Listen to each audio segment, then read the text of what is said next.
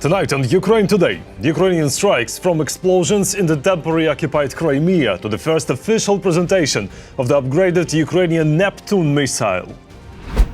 Half a year to end the war. According to the US Vice President, that's how long Trump will need to force Russia into a ceasefire. Security guarantees for Ukraine. What will Europe be responsible for, and what role do the United States want to play? NATO military drills. What scenarios are Europeans and Americans practicing right next to Russia's borders? All this and more, right now. Hello, my name is Volodymyr Robchun. Subscribe, hit that like button, and let's move to the news. Explosions in temporarily occupied Crimea. Reports say railway infrastructure in Jankoy and Krasnogvardeysk was hit. Russia's so-called Ministry of Defense claimed to shut down 8 drones over the peninsula, but judging by these images, they clearly missed a lot. For the first time, Ukraine officially showed the upgraded long-range Neptune missile. Its range is up to 1,000 kilometers. It's designed to hit ground targets and has been used against the enemy since spring 2025. Here are the details. Ukraine has demonstrated its long-range Neptune for the first time. On Independence Day, the official portal of the Ukrainian Ministry of Defense Zbroi showcased the new Ukrainian missile for the first time, the long-range Neptune with a range of up to 1,000 kilometers. We are Ukrainians, we have independence, and we have weapons. The missile is based on the R-360 Neptune anti-ship cruise missile, which was used to sink the flagship of the occupiers' Black Sea Fleet, the Moskva, at the time. Moskva is the first, 2 holes. The propeller stopped. It will explode. It will roll onto its side. In half, it will roll onto its side. Compared to its anti-ship counterpart, the long Neptune has been increased in size and range and is also capable of striking land targets. The missile that was clearly shown in the footage is significantly longer and possesses a noticeably larger diameter. Well, since, let's say, the naval Neptune has a range of 280 kilometers, and here it's 1,000 kilometers, they had to seriously redesign the fuselage. It should be noted that our engineers took the simplest approach. That is, they simply increased the geometric dimensions of the missile, thereby increasing the fuel capacity. At the same time, a fake story authored by the Kremlin's troll factory leaked into the media. Supposedly, the Trump administration is suspending deliveries of Patriot, HIMARS and Hellfire missiles to Ukraine. The Ukrainian Center for Countering Disinformation assured that there is no suspension of aid. And most importantly, as of today, Ukraine is much less dependent on American missiles. Why is the potential blockade of Atacams by Trump no longer as frightening for Ukraine? Washington may have overestimated the impact of American long-range missiles, while Kyiv is strengthening its own defenses. Ukraine's independence in carrying out long-range strikes on Russian territory is a result of a significant increase in Ukrainian production. Ukraine has successfully developed and is now mass-producing at least 2 very long-range, indeed ultra-long-range, unmanned aerial vehicles, commonly known as drones. These significant advancements include the Lyuty and the FP1, specifically the FP1 model. So the FP1 has a range of 1,600 kilometers, and as for the Lyuty drone, its original range, when the landing gear was fixed, was about 1,000 kilometers. Now with retractable landing gear and an increased fuel supply, it's 1,200 kilometers. The scale of production allows for the daily launch of about 100 long-range drones at military and energy targets in the Russian Federation. In just the last few days, Ukrainian drones have successfully hit the Syzran oil refinery in the Samara region. Oh. Don't you see? I don't see. That's all along the way. This is the final one. All. Oh. You got it, right? Yes. As well as the significant Ust-Luga seaport located in the Leningrad region. Record it as a group. You can see it flying. And of course, we can't forget about the Ukrainian Pink Bird, the Flamingo cruise missile, whose appearance has significantly shifted the balance of power in the Russian skies. And if we use the Flamingo, it can reach as far as Omsk. That's it. That means all Russian missile factories and 90% of Russian oil refineries, more than 95 Russian oil refineries, 90% of enterprises in the Russian military-industrial complex will be within striking range. The main advantage of the Ukrainian bird is its simple production, a strike range of up to 3,000 kilometers, and an impressive warhead, 1,150 kilograms. When a missile, like the Flamingo, if a drone hits, it causes some damage. If a missile like that hits with an explosive warhead of 1,150 kilograms as claimed, then we're not talking about damage. We're talking about complete destruction. If it's an oil refinery, for example, there won't be any repairs or searching for spare parts, just scrap metal collection. And if it's an industrial facility, some kind of workshop, right? So you just clear the site and build a new workshop. Because repairing it is out of the question. There will be a crater 20 to 25 meters wide. From now on, the fate of Russian oil refineries, military factories, airfields and other defense industry facilities depends little on Washington's opinion or position. In the past 24 hours, Russia lost at least 890 troops, killed and wounded. Since the start of the full-scale invasion that makes 1,077,830 soldiers. Also, in the past day, Ukraine's defense forces destroyed 4 Russian tanks, 3 armored vehicles, 33 artillery systems and dozens of other pieces of enemy equipment. Ukraine's air defense shot down 47 out of 59 drones that Russia launched overnight. Unfortunately, 12 drones hit 9 locations. Among them, the Sumy region, where homes were damaged and at least 2 people were injured. Russian aircraft bombed civilian infrastructure in Konstantinivka, Donetsk region. Civilians were wounded. Apartment blocks, a school, a bank, a service center and power lines were damaged. The terrorist state, Russia, may quit the European Convention Against Torture. The Kremlin proposed that dictator Putin denounce the treaty. Torture and other inhuman treatment are widespread in Russia. Probably now they want to make it official state policy. The next meeting of the Ukrainian Defense Contact Group, the Ramstein format, will take place on September 9th in London. It will be a mixed format, with the agenda kept secret. Earlier, Ukraine's Defense Minister Denis Shmyhal said he discussed preparations with the UK Defense Secretary John Healey. Key topics: joint production and bilateral defense projects. Half a year for peace. US Vice President J.D. Vance says his boss, Donald Trump, will need that much time to end Russia's war against Ukraine. More on the peace process next. Another 6 months? That's how long, according to U.S. Vice President Gigi Lance, it may take for White House Chief Donald Trump to convince Russian dictator Putin to stop the war in Ukraine. What I'm actually thrilled about right now is that we have a president who is engaging in energetic diplomacy to try to stop the killing, and whatever the outcome, whether the war ends in 3 months or 6 months, or hopefully not later, we should be proud of a president who is trying to put an end to the killings. Vance claims that under Trump, negotiations progressed further than they have during Biden's administration. Russia allegedly made significant concessions, saying that the Kremlin no longer demands a puppet regime in Kyiv or agreement on security guarantees for Ukraine. In addition, the White House, Vance says, is already applying aggressive economic pressure. And Moscow can return to a peaceful economy if it stops the killings. I think that in this kind of scenario, the Trump administration will continue to act in the same way, offering various perks to the Kremlin.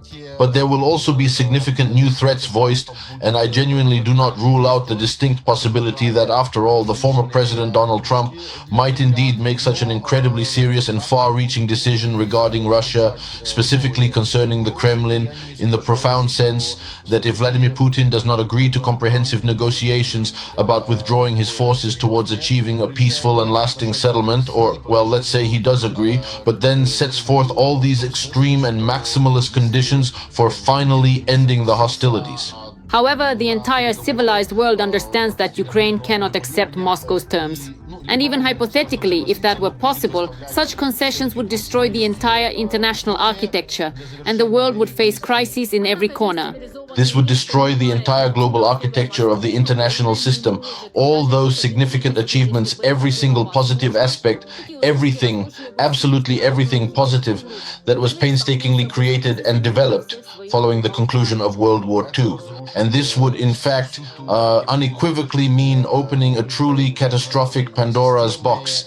And then, let's put it this way, many sovereign countries could potentially face extremely serious crises and indeed very significant challenges, because one way or another, if, let's say, Vladimir Putin is indeed allowed to fully achieve precisely what he desires, well, that would, let's say, undeniably create a profoundly serious and an incredibly dangerous precedent for all of us, for the entire international community, and for the future of global stability. But if Trump suddenly changes his mind, gets angry, and decides to put pressure on Putin for being uncooperative, the main unused Trump card is the confiscation of about $300 billion of Russia's frozen foreign currency reserves. But it's in the hands of the Europeans, since even before the war, Putin moved all the money out of what was then a hostile America and into Europe. That's why the 47th president has only one powerful measure left: secondary sanctions against buyers of Russian energy resources. The export of oil and gas allows the Kremlin to finance the war. The United States has long imposed a full embargo, while Europe has imposed a partial one. However, the aggressor country redirected its supplies to China and India and continues to sell relatively small volumes on the European market, primarily to Hungary and Slovakia, where the authorities are loyal to Putin. And here, Trump took the first step towards secondary sanctions and announced that starting August 27th, he would impose an additional 25% tariff on imports of Indian goods to the US if India does not stop buying oil from Russia. This is a turning point and truly a painful threat. I'm sure the Indian oil card played its part. 6 months of diplomacy, promises and threats. But so far behind the loud words lies just another dose of hope. Russia continues to exploit every loophole to finance the war, and millions of Ukrainians keep paying the price in blood. Whether Trump can convince Putin to stop the killing is a question that is increasingly becoming rhetorical. Ukraine is fighting for freedom. Support independent Ukrainian journalism so we can keep telling the truth about Russia's war. Click the link in the description to become our sponsor. And now it's the perfect time to subscribe to the channel and like this video, and please share it so more people can see the truth. Thank you and glory to Ukraine. President Zelensky shared details of his meeting with Trump's special envoy, Kit Kellogg. According to the Ukrainian leader, they discussed ways to pressure Russia, force negotiations and end the war. They also talked about the return of Ukrainian children abducted by Russia and military cooperation between Ukraine and the United States. Every voice matters. Join our community, support independent journalism and help us bring you the truth from Ukraine. Become a member of Ukraine today. Join us now. Europe will give Ukraine strong security guarantees while the US will act as a backup force. That's according to President Donald Trump. He also said he believes in the possibility of a peace deal between Ukraine and Russia. Well, you don't know what security guarantee is because we haven't even discussed the specifics of it, and we'll see. Number one, Europe is going to give them significant security guarantees, and they should because they're right there. But we'll be involved from the standpoint of backup. We're going to help them. And I think if we get a deal, and I think we will, but if we get a deal, you're not going to. I don't believe you're going to have much of a problem. But we'll back it up because I want to stop seeing people being killed. Meanwhile, German outlet Bild named 4 possible scenarios after the Alaska and Washington summits. The first and most likely continuation of the war, since Russia shows no real willingness to negotiate. The second, a peace deal brokered by Trump. But here's the catch: Moscow has not agreed to any US initiative. The third, tougher sanctions against Russia from the United States. And the fourth, new US weapons for Ukraine if Russia refuses to compromise. I'd add a fifth scenario that combines all of them. Russia keeps its war going. Because of that, sanctions get stronger. Ukraine gets more weapons, and together this leads to a peace deal. Surely not without President Trump's role. NATO is holding drills right at Russia's border in Finland. Why there? And what scenarios are Europeans and Americans practicing? Let's find out. International military exercises Southern Griffin 25 have begun in Finland. 1,600 servicemen from Europe and the United States are taking part in the maneuvers. The Finnish Ministry of Defense announced back at the beginning of August that starting from the second half of 2025, US military forces will be actively participating in exercises on Finnish territory and in the Baltic Sea, thereby increasing their military presence there. Little-known Russian sources are reporting on the alliance's exercises right at the Russian border. Top Russian propagandists, as well as the official Kremlin, remain silent. In recent years, Moscow has recorded unprecedented NATO activity near Russia's western borders. The alliance expanding its operations justifies this by the need to deter aggression. The Russian side has repeatedly expressed concern over the buildup of the bloc's military presence in Europe. The Ministry of Foreign Affairs has emphasized its readiness for dialogue with NATO on an equal footing, provided that the West abandons the militarization of the continent. The Southern Griffin 25 exercises involve NH-90 transport helicopters and MD-500 light helicopters, which belong to the Otti Regiment, as well as F-16 Hornet fighter jets in service with the Finnish armed forces. In addition, aircraft from the armed forces of various European countries and the United States will also participate in the maneuvers. After Russia launched its full-scale invasion of Ukraine, Finland, in order to ensure its own security, joined NATO almost immediately. Now, exercises are held here on a regular basis. The Russian Federation periodically raises the issue of a possible armed confrontation scenario with NATO and the new countries that have joined the alliance. Specifically, this refers to Sweden and Finland. Let's at least recall those events when the so-called map of possible territorial claims by the Russian Federation against a number of Baltic countries appeared. Moreover, it was about possible Russian control over the Swedish island of Gotland. These exercises are part of the implementation of the Agreement on Defense Cooperation between Helsinki and Washington, under which the American side will gain access to 15 Finnish military facilities. In a recent interview, Finnish President Alexander Stubb stated that the militarization and preparation of Finland for a possible invasion will continue as long as the war in Ukraine persists. As I have always emphasized, we can't do anything about our geography. We have a history with Russia and we will have a future with Russia. But today, of course, relations are very complicated. In fact, they don't exist because of the war. But someday, when the war is over, new relations will certainly be built. Finland will establish relations with Russia only after the war with Ukraine is over. Putin has united Europe, expanded NATO by bringing in Finland and Sweden, and has effectively increased NATO's defense spending from 2 to 5%. Russia has repeatedly voiced its territorial claims and its intention to protect Russian-speaking populations in the Baltic countries and beyond. That is why Finland and other countries bordering the Kremlin are acting proactively. For now, Russia's main military resources are concentrated on the war in Ukraine. Various dates are being mentioned.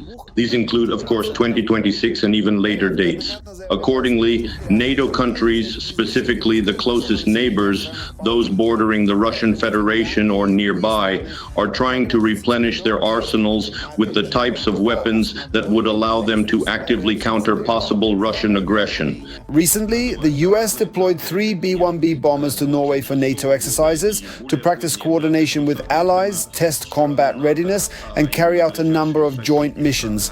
The Southern Griffin 25 exercises on the border with Russia will continue until September 12th. Russia's authorities are robbing their own people. In the Belgorod region, local officials are trying through courts and banks to take back money they had earlier paid residents as compensation for shelling. All the details next. The authorities of the Belgorod region are trying to reclaim, through the courts, compensation of up to 40,000 rubles from residents of the Shebekino district for damaged housing, which was allocated to them in 2023, allegedly because some settlements were, in fact, not subjected to attacks. Many decisions made by the Russian authorities simply cannot be explained by rational motives. Why they are doing this is another entirely different question. Perhaps it is simply to put people in their designated place even more forcefully and assertively. So far, in all cases, the courts have sided with the residents. At the same time, Sberbank is still debiting money from citizens' accounts even without court rulings. And of course, I wanted to ask you not to reach out because the document preparation is absolutely obvious. Those whose homes, for example, have been destroyed in the past 2 weeks. Because processing data and applications and requests right now won't be quite correct, since too little time has passed. Since Putin has no intention of stopping the war, the problems are accordingly being shifted onto the people. Who else would they shift them onto? Accordingly, everything that will happen, whether it's tax increases, some kind of money being taken away, I don't know, from so-called foreign agents, all of this, in fact, goes into the same pot. In other words, there are budget difficulties, but it's ordinary people who will end up paying for it. It seems that they promised to pay out money, and even Putin himself ordered the destroyed housing to be rebuilt. We urgently need to significantly ramp up our collective efforts to fully restore and completely rebuild everything that was tragically destroyed, to genuinely help people safely return to their beloved hometowns and cherished villages wherever security conditions definitively allow. And Gladkov even reported on the successes in the reconstruction. We have about 47,000 homes damaged or destroyed. We have restored about 42,000. Yes, there are some houses in Shebekino that we've had to restore 14 times. For example, the compensation for partially or completely lost property, previously, before it was raised to the federal level, this payment was 50 and 100,000 respectively. Now it's 75 and 150. To date, more than 66,000 people have already received this payment, totaling over 4 billion rubles. Unfortunately, this list keeps growing. New housing, even if we're just talking about the Belgorod region, it's hardly possible to buy anything there for less than several million rubles. Even if you decide to build it yourself, building materials are so expensive now that with 150,000, you can hardly buy anything at all. So in terms of restoring what's been destroyed, this is just laughable money. It's simply a way to shut people up, nothing more. The hundreds of appeals from victims that regularly appear online speak for themselves. My house has holes in the roof, the windows are broken, the doors are damaged. We're afraid. What are we supposed to do? We've reached out for help. My daughter called. No one is listening to us. We have nowhere to live. Please, give us the opportunity to receive compensation for our housing. We want to move away from here, but for some reason, our authorities are rejecting this. But that's not all. Due to difficulties in the Russian economy, the authorities in Belgorod have decided not to restore the damaged property of those who have left until the war is over. We have carefully considered and subsequently made the important decision to fully restore essential housing services and public transportation infrastructure. For all residents of the Belgorod region whose housing and transportation were damaged during the shelling and who have now left the territory of the Russian Federation, we will deal with the restoration of both movable and immovable property after the end of the special military operation. And then they decided not to pay money for temporary housing rentals and to force everyone who left to return and live under shelling. That's also wrong. It's absolutely and unequivocally clear that a significant number of people have departed for the Moscow region, specifically the residents of Belgorod, and as of this very day, they are steadfastly and categorically refusing to return to their homes and previous lives. We can't say that the danger is completely gone. But on the other hand, we definitely understand the trend. The trend, thank God, is positive. We have in-person education, kindergartens and schools. That's why we need to meet with people, talk to them, explain things, provide assistance, and bring them back home. It's absolutely obvious that the authorities don't care about people at all. The more people get killed, the easier it is.